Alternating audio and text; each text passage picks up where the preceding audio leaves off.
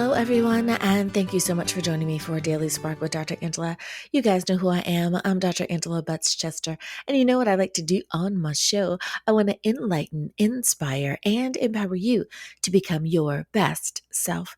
Now, Scripture reminds us that the tongue is a small thing that makes grand speeches, but a tiny spark can set a great forest on a fire. And that's what we want to do today. We want to get you fired up about the topic. We'll be discussing faith and doubt, a biblical perspective for this series, and I'm so glad that you are here to join me. So you know what I'm going to tell you to do. Go on, get comfy, get cozy, get your coffee or get your tea, because we are about to get started. Faith and doubt are indeed two sides of the same coin, woven deeply into the fabric of human experience. Throughout the ages, believers have wrestled with moments of uncertainty, seeking answers to questions that seem to stretch beyond the limits of their understanding. Yet, within these struggles, there is a unique opportunity to grow closer to God, to deepen one's faith, and to embrace the mysteries of the divine. In the Bible, stories of doubt are not hidden away or glossed over. They are laid bare, presenting us with the raw and real emotion of those who came before us. From Abraham's hesitance to follow God's call, to Peter's faltering steps on the water, Scripture provides a rich tapestry of narratives that reveal how God meets us in our uncertainty and guides us towards a deeper trust in Him. As we explore these biblical perspectives, we find that doubt is not a sign of a weak faith, but rather an invitation to engage more fully with our God. This series aims to offer a compassionate space for you to explore both faith and doubt. It acknowledges the questions you may have and the struggles that you may be facing, providing some theological insights and pastoral care, as I am a pastoral counselor, to navigate these experiences. Through this journey, I hope to share with you ways that will illuminate how, even in our doubt, God remains ever present, inviting us into a deeper relationship with Him. Understanding faith and doubt through a biblical lens. Faith and doubt often feel like opposites, like light and dark, or certainty and confusion. But if we were to see them as companions on the same journey, would that change your perspective? What if doubt is not the enemy of faith, but a catalyst that propels us deeper into our relationship with God? In this series, we will explore the nature of both faith and doubt. And today, I hope to share on understanding them, not just as mutual exclusives, but as a part of a dynamic, an ongoing relationship with God, if you will. We will look at three critical aspects: the nature of biblical faith, the role of doubt in the Bible, and the relationship between faith and doubt as a pathway to spiritual growth. So, let's get started. The nature of biblical faith. Faith, as described in the Bible, is much more than mere belief in a set of doctrines or intellectual assets to theological concepts. Biblical faith is a living, breathing dynamic. It is a trust in God that engages the whole person: mind, heart, soul. It is active, not passive. It moves us toward God, even in uncertainty. Hebrews 11:1, for example, it famously defines faith as the substance of things hoped for, the evidence of things not seen. This definition implies that faith is both tangible and intangible. It is a trust that has weight and substance, even when we cannot fully see the outcome. The Bible is filled with examples of such faith, often portrayed in the lives of those who did not know where their path would lead them. Abraham, for instance, he was called to leave his homeland and go to a place he had never seen, solely on God's promise that he would become the father of many nations. That's Genesis 12:1-3. His journey was marked by trust in God. That trust in God, in His Word, despite the uncertainties and the impossibilities of the situation. Yet, his faith was not without questions or moments of doubt.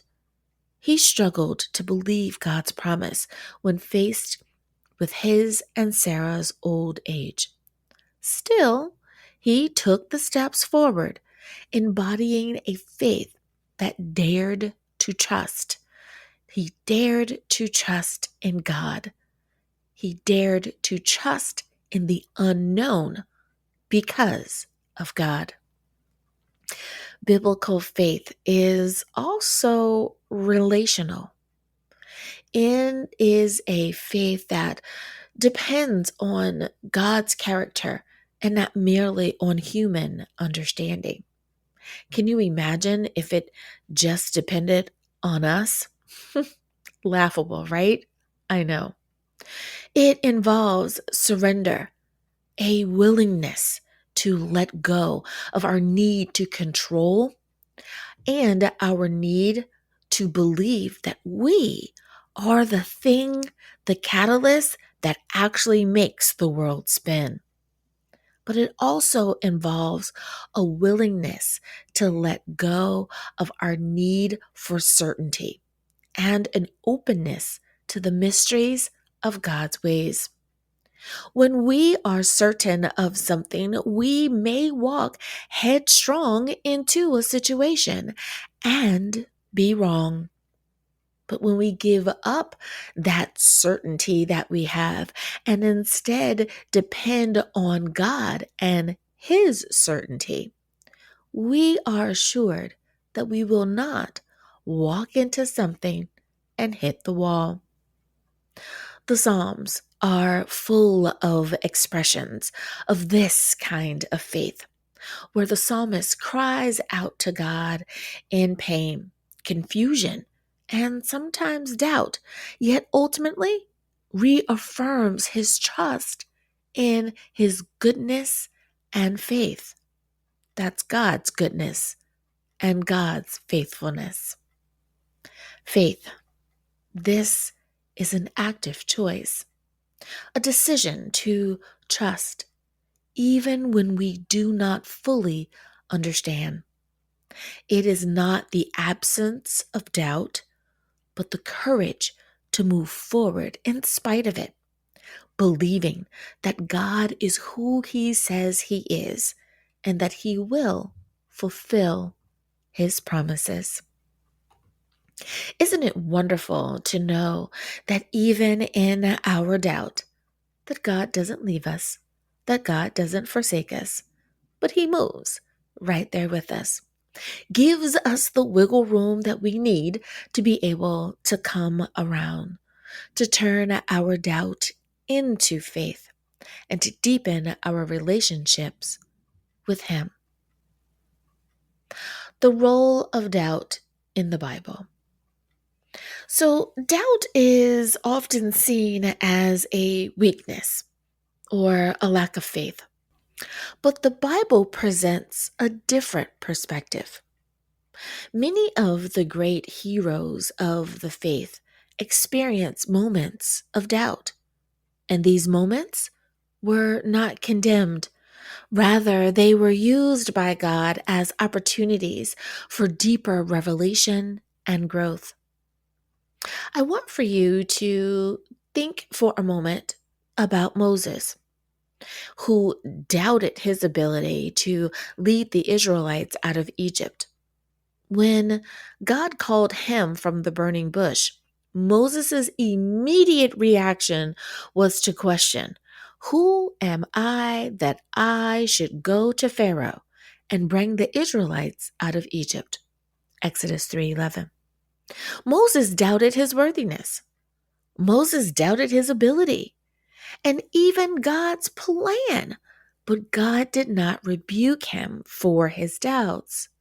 Instead, God reassured him with his presence, saying, "I will be with you."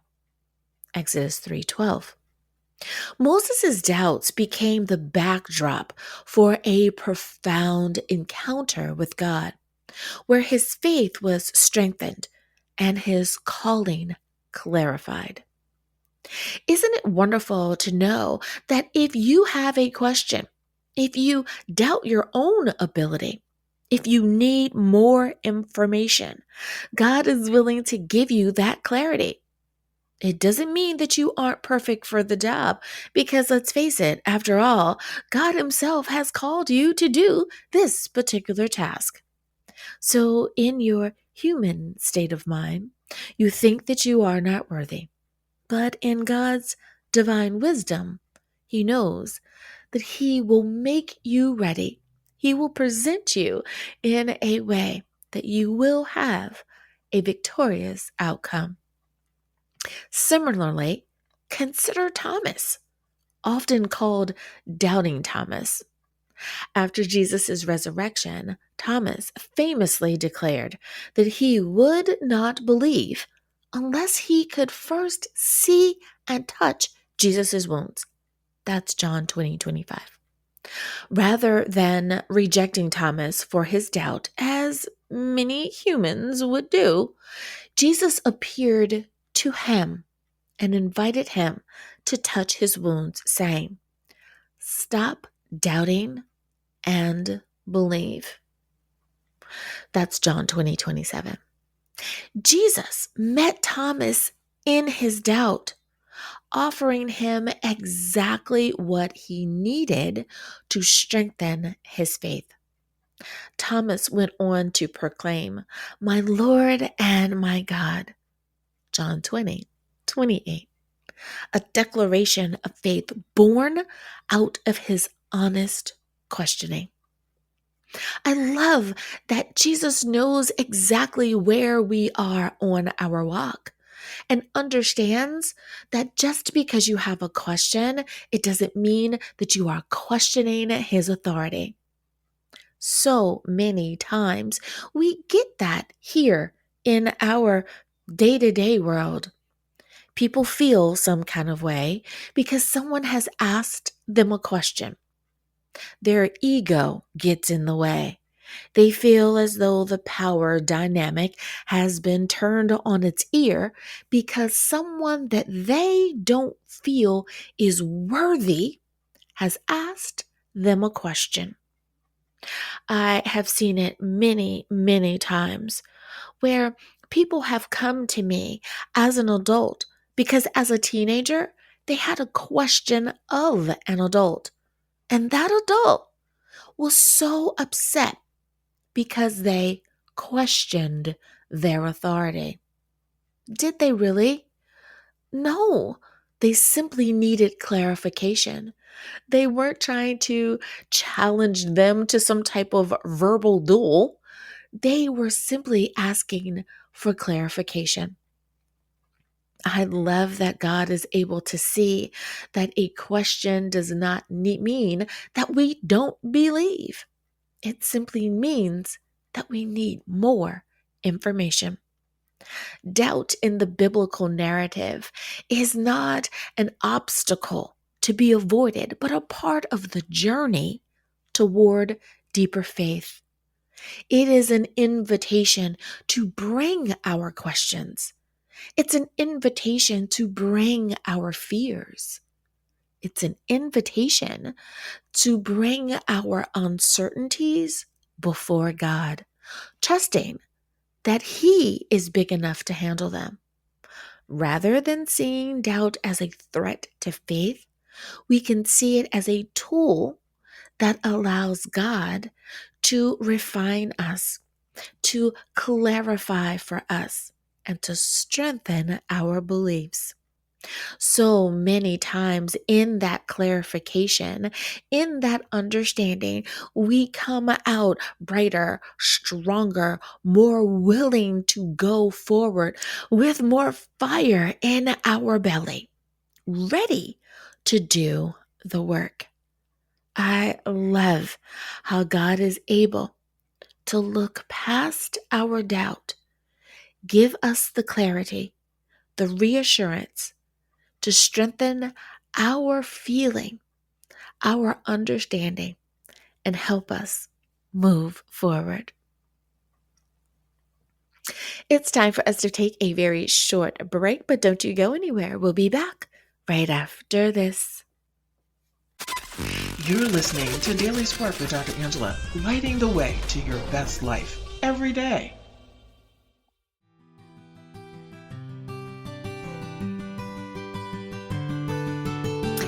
And we are back. Thank you for joining me for Daily Spark with Dr. Angela. I'm your host, Dr. Angela Butch-Chester. Today we are talking about faith and doubt from a biblical perspective. This is a series that we are doing, and we are looking at the first point of understanding doubt as a pathway to deeper faith. Let's jump back into that conversation. Faith and doubt are often viewed as opposites, but the Bible suggests a more nuanced relationship between the two. Rather than being enemies, faith and doubt can work together to draw us closer to God. Doubt can be a catalyst for growth, a stepping stone to a deeper and more resilient faith. It challenges us, if you will, to examine what we believe and why we believe it. Ultimately, it leads us to a more mature understanding in our faith. Consider Peter. Peter walking on water. Matthew 14:22 through 23. When Jesus called Peter out of the boat, Peter stepped out in faith, walking on the water toward Jesus.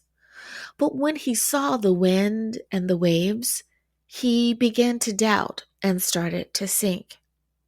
So Peter understood that it was Jesus out there in the storm, on the water, in the waves, in the wind, said, "If it's you, bring me out there too. I want to come out there. I believe that I have the faith to be out there with you," right? In everyday language. I think I could be out there with you. So Jesus says, "Okay, come on out." And he steps out. And Jesus is right there. And he believes that Peter wants to be out in the waves, out of the boat with Jesus. Peter believes that Peter wants to be out of the boat in the water with Jesus. But when he becomes distracted by the wind and the waves, with the chaos that seems to be going on round about him, that's when doubt starts to seek him. It is when he sees the wind and the waves that he begins to doubt and he starts to sink. In his fear, he cries out, "Lord, save me." Immediately, Jesus reached out his hand and caught him, saying, "You of little faith, why did you doubt?" Matthew 14:31. Peter's doubt did not disqualify him from Jesus' love or from Jesus' call, his call to action, his call to ministry. Instead, it provided an opportunity for him to experience Jesus' power and his grace in a new way. Now, Jesus knew that Peter wanted to do it with all his heart, that Peter wanted to succeed. But the great thing about our God is that he also knows that we are still just human and we will have these moments of doubt. So Peter's experience reminds us that doubt does not separate us from God. Not at all. Instead, it can bring us closer to Him if we allow it to drive us toward seeking His presence and His truth. Now, we may face doubt. In fact, we are going to face some moments of doubt with the things that go on in our lives. We are invited to dig deeper, to ask questions, to wrestle with our understanding, and to seek God with all of our heart. In that process, God will allow it to become clearer. So perhaps before you step out in faith, spend some time in contemplation. Ask God if you feel that there is some doubt. Ask for that clarification. Lord, I'm not going to move from this spot until I hear from you. In that clarification, you are going to get a move, stay, go, sit, pray more, whatever it is. You're going to have some type of understanding of what you are supposed to do. And once you get it, do it. But if you're not sure, ask, and God will give it. If we understand and look at Peter's experience, again, it reminds us that doubt doesn't separate us from God. Instead, it brings us closer to Him. And in doing that, we are made more aware of His presence and of His truth. When we face doubt, we should dig deeper. In the process, our faith becomes more personal. It becomes more grounded, not just in what we have been taught, but now in what we have experienced and come to know for ourselves. Doubt can be a refining fire. It can be a burning away of the superficial beliefs and assumptions that we have gathered along the way. Many times we have been given superficial beliefs and assumptions that didn't even originate with us. They belonged to someone else, and perhaps they even belonged to someone else before that. And now we are walking around with them neatly stuffed into our backpacks of life, into our purses that we carry, into our handy dandy notebooks. Have we written things that do not belong to us any longer, or perhaps in the first place? So doubt, use it as the fire to help burn away those things that do not belong to you, leaving behind a pure, a more genuine faith. It is not something to be feared. It is not something that should be shamed, but embraced as a part of the natural process of growing in our relationship with God. So the next time someone says that they're not sure, or they doubt if that has happened, or if this has happened, or if God has heard them, or helped them, or seen them, or you get the drift. Instead of asking them, "What's wrong with you?" or having some type of negative response, perhaps this is an opportunity for you to share your experience. to make it relatable for them, for you to say a silent prayer to yourself quickly that says, God, use my mouth so that I may share with them. May they have the ears to hear what you would have them hear in this moment so that they may hear your voice.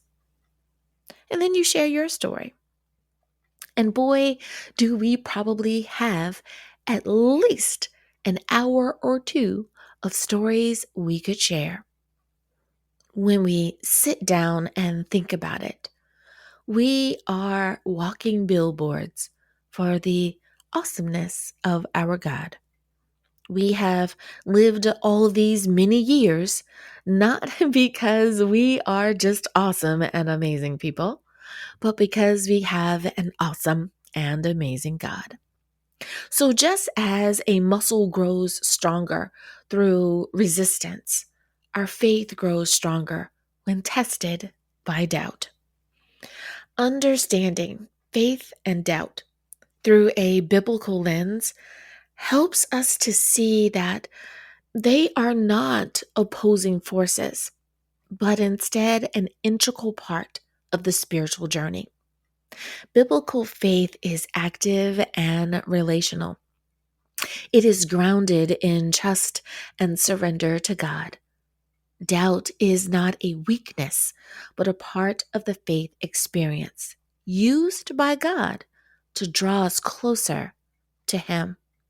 Together, faith and doubt create a pathway to spiritual growth, inviting us into a deeper, more authentic relationship with God. As we continue on this journey, let us embrace both faith and doubt, trusting that God is with us in every step of the way, using every question and every moment of uncertainty to strengthen and refine our faith. Thank you so much for spending time with me here today on Daily Spark with Dr. Angela. I hope that I have once again enlightened, inspired, and empowered you to be your best self. As always, may the Lord continue to shine His face upon you. May you receive His grace and His mercy in all that you do. Until next time, everyone, remember that you are blessed in the Lord. Have a great day, everyone. Bye-bye.